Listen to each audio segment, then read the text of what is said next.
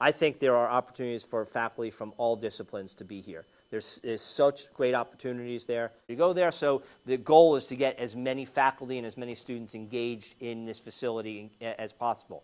So I am Scott Segalewitz, and formerly in, well, still in engineering technology, and I served as department chair for 12 years in engineering technology, and did a lot of work with China and setting up programs.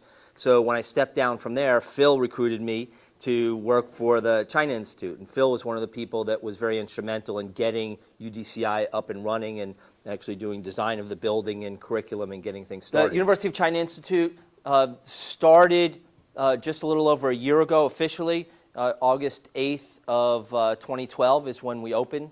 And 8/8 is an auspicious date in Chinese culture. So that was a date that was selected.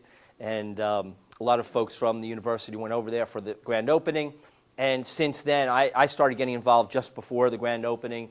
And I've been involved in trying to, the simplest thing I say about my job is I try to fill the building. I want to get people in the building. So we got started, and we've been doing some things at UDCI. And so today is talking about UDCI and then talking about some of the things that we have for faculty to do and how to get more faculty, more students involved at UDCI. So I want to talk a little bit about the mission, some of the things that we've done in our first year, some of our accomplishments, our plans for the future, and opportunities for engagement, so the things that we're looking at today. So UDCI, the University of Dayton China Institute, is in an area called the Suzhou Industrial Park in Suzhou, China. And when we hear industrial park, if you've not been to China and been to some areas, when we hear industrial park, often we think of places like industrial parks here that have 20 buildings and a couple of warehouses, and you drive from one end to the other in about 5 minutes. The Suzhou Industrial Park is 288 square kilometers, 111 square miles. So if you compare that, New York City, Manhattan is about 22 square miles.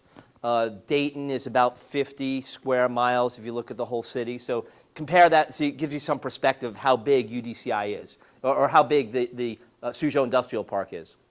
Second largest industrial city next to Shanghai. There's over 4,000 companies at UDCI.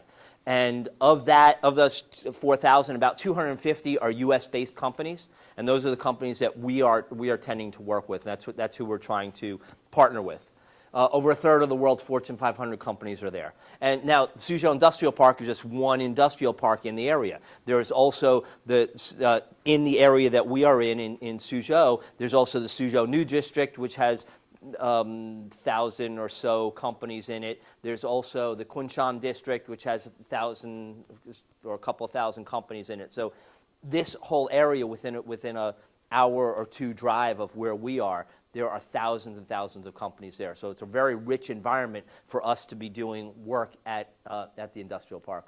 Basically, our mission, why we're there, we now have a physical presence in China, is to provide programs and facilities for UD students, to prepare students to excel in the global workplace, pursue partnerships and form ties with universities and companies, contribute to the delivery of UD undergraduate and graduate programs, develop pipelines for recruiting Chinese students for co-ops, internships, full-time positions, deliver degree programs, provide research facilities and venture capital opportunities for UD faculty and students, and providing continuing education, professional development, and executive training. So those are the things that we were set up to do and what we're doing. Where we're different, there are, in this area of the Suzhou Industrial Park, there are dozens of other universities there. We're the first American university to be there, but there are dozens of other universities. And what the universities there do is they set up, they build a physical location, build a campus, and their goal is to educate Chinese students to give them a degree from the UK or Australia or Japan or any other major cities, major universities. Where we're different is we're not setting up to do that. We're not looking to bring in a whole bunch of Chinese students, give them UD degrees, and send them out. That kind of defeats the purpose of what UD is about developing this climate and developing our community. What we do is we're working more with industry, with companies to do professional development, but we also have set up, now that we have a physical presence there, we now have the opportunity to bring more students from UD to China to give them, to help them explore their global passions, help them to explore opportunities around the world. So we're just starting to develop those programs. We've done one summer study abroad. We've got 3 planned for this coming summer. We're planning full semester programs, and you'll see some of these things as we go through. But at this point, we have no immediate plan to start offering degrees there. It is more for corporate training, professional development training, and bringing students over there, bringing faculty there, setting up research opportunities and joint venture opportunities with companies. So some of the things, we've been around, they said 1 year, so some of our accomplishments in the first year, we completed construction of the building, and this building, 67,000 square foot building, to get a perspective, if you take Kettering Labs and cut the building in half, that 5-story building is the size of UDCI. So you have some perspective of what we have. 18 classrooms and meeting rooms. We have a video conference room. We have 12 laboratories, a conference center, innovation center, offices, and we have a UD History and Heritage Center.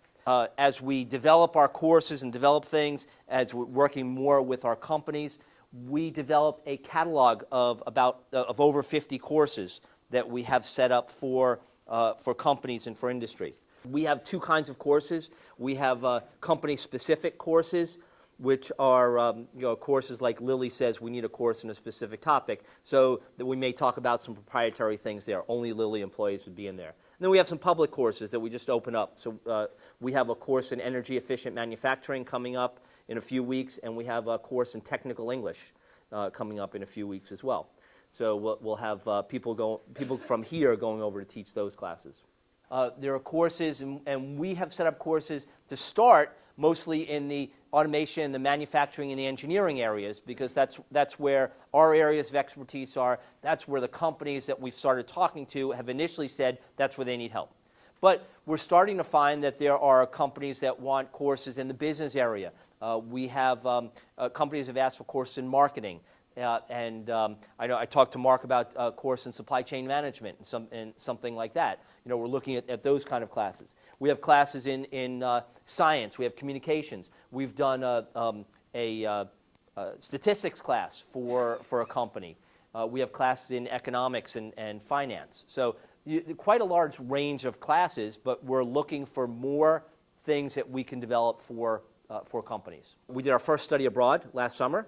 And that study abroad was a 9-credit class. It was 9-credit program. It was 3 courses in project management, innovation, design, entrepreneurship, and intercultural communication. We had about roughly half engineering, half business students taking these classes. As part of that, when we look at classes and look at programs, we visited companies. We visited the Kulong Hospital, Marion, Lilly, some of our partner companies, and the culture, of course, is really a highlight of what students get to see visiting Suzhou and Shanghai, Yellow Mountain, Nanjing, Beijing, as well as things around where we are in the Suzhou Industrial Park. We did a career fair in last December. Last December we did a career fair. We had about 120 students from partner universities. We had a nice sign set up that said, "Welcome to our career fair and company information session." And we set up in our program, we actually had 6 companies that did talks as part of this.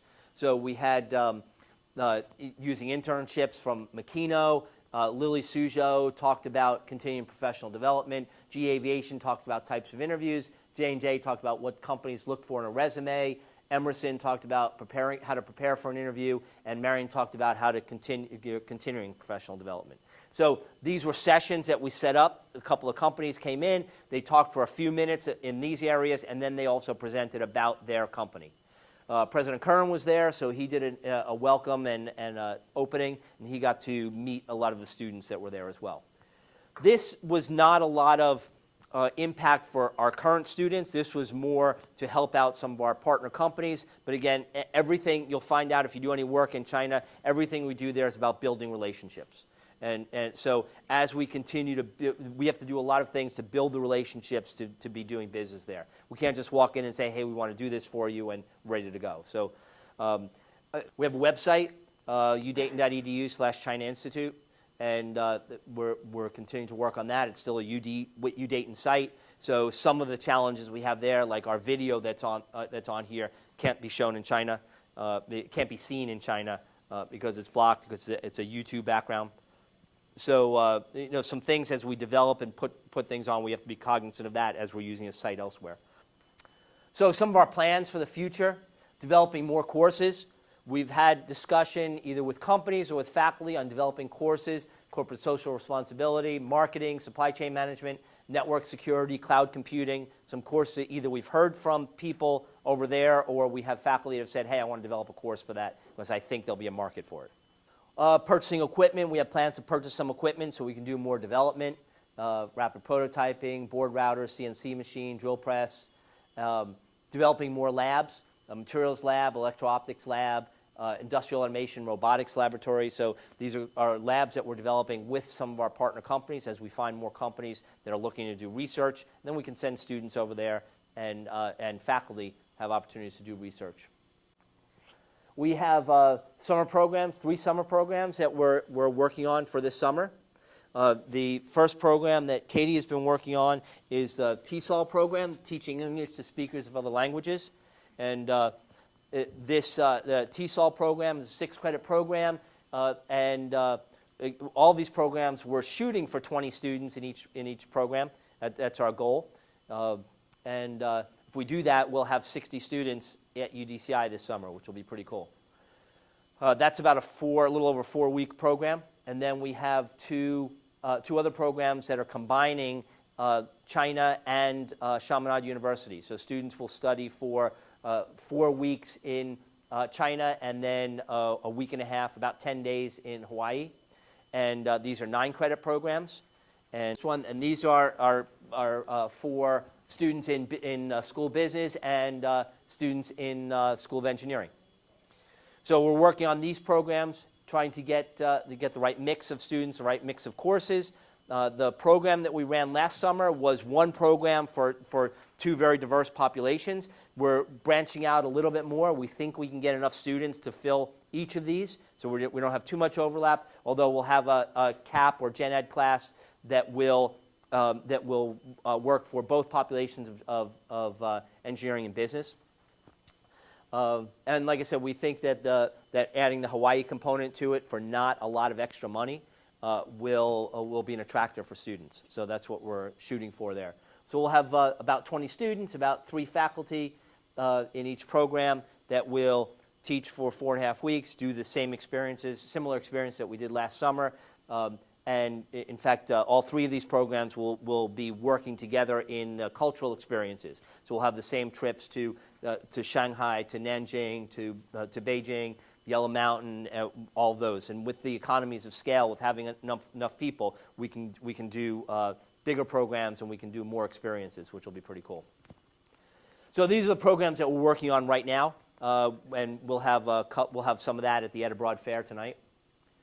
We're working also on a plan for a semester program, and the current plan is for starting fall of 2014 to have business administration and School of Engineering each have a program there for a full semester, and then at least the discussion, we haven't gotten anywhere near the curriculum yet. 2015 might be something like School of Education and college or international studies or something like that. So these 2 are just kind of thrown out there as opportunities. We haven't really started looking at the feasibility of those yet. But we are getting along in the business and engineering programs. The plan and the difficulty is how do we get faculty over there and to work on these courses. Essentially what we're doing is taking our 12-week summer semester that's broken up into 2 6-week terms, translating that into the fall or spring semester. So faculty will go over there for 6 weeks, students will be there for 12 or 14 weeks, and we're working out opportunities and options, which will be different in every unit, for faculty maybe to do 2 classes that will be their entire load, and not do anything the rest of the semester, or stay in China and do research, or or come back here and do other things. Possibility of doing one class each semester, or the possibility of doing one class and coming back and doing a sprint class or a short course or something else during the rest of the semester. So a lot of different models and things that we're looking at right now. Possibility for a gen ed or CAP course, one or two of those to be operating over the full 12 weeks with local faculty. So where can faculty get involved? And this is kind of where I want to open the discussion and let you know what we're thinking about, where we can get more faculty involved. Because the university is really putting an effort into this center. We have the physical presence. We have the opportunity for students and faculty to go there. So the goal is to get as many faculty and as many students engaged in this facility as possible. So some of the things that we have available, and we can look at developing continuing education courses. You saw some of the courses that we have. And there are other opportunities and other courses that are available. Research and professional development opportunities. There are things not only in business and engineering, but a lot of other opportunities for faculty and for students to get involved with.